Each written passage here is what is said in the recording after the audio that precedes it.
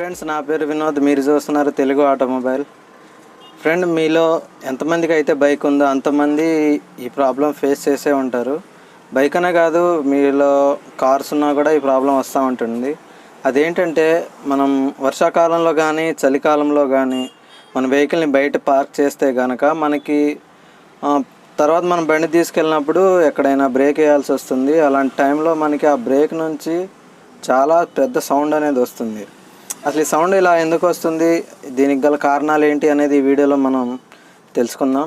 So చూస్తూనే ఉండండి Telugu automobile. Friends, మీ అందరికీ వచ్చిన రిక్వెస్ట్, ఇంకా ఎవరైనా సరే ఈ ఛానల్ సబ్స్క్రైబ్ చేయకపోతే తొందరగా సబ్స్క్రైబ్ చేసుకోండి.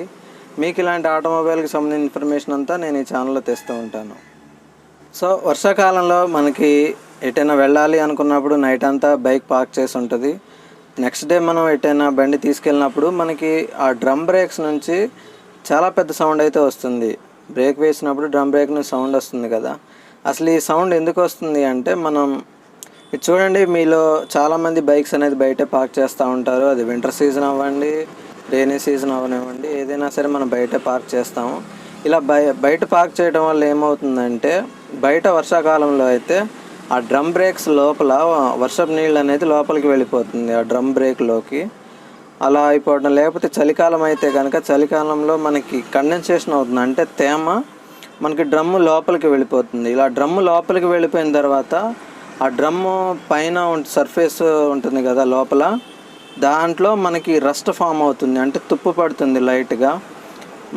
మీరు చాలాసార్లు చూసే ఉంటారు, ఐరన్ కానీ ఏదైనా కొత్త ఐరన్ తీసుకొచ్చి ఆడ పెడితే దాని మీద వర్షం నీళ్ళు కానీ ఏమన్నా నీళ్లు చల్లి నెక్స్ట్ డే చూస్తే దాని మీద వెంటనే మనకి తుప్పు ఫామ్ అవుతుంది. అది చాలా మైనర్గానే ఉంటుంది. ఇలాగే మనకి డ్రమ్ములో కూడా తుప్పు అనేది ఫామ్ అవుతుంది.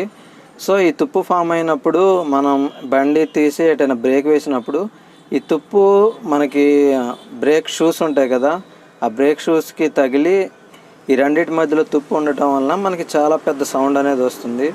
సో ఈ సౌండ్ ఇలా తేమ వల్ల తుప్పు పట్టిపోయి వస్తుంది మనకి. సో ఈ సౌండ్ నుంచి మనం తప్పించుకోవడానికి ఏం చేయాలి అంటే, మన కార్ కానీ బైక్ కానీ అవనివ్వండి, డ్రమ్ బ్రేక్స్ అయితే కనుక మనం చాలా వరకు దాన్ని అంటే వర్షం పడని ప్లేస్లో కానీ ఏదైనా గ్యారేజ్ లాంటి దాంట్లో కానీ అలా పార్క్ చేస్తే బెటర్. మనకి వర్షపు నీళ్ళు అనేవి డ్రమ్ము లోపలికి వెళ్లకుండా చూస్తాయి.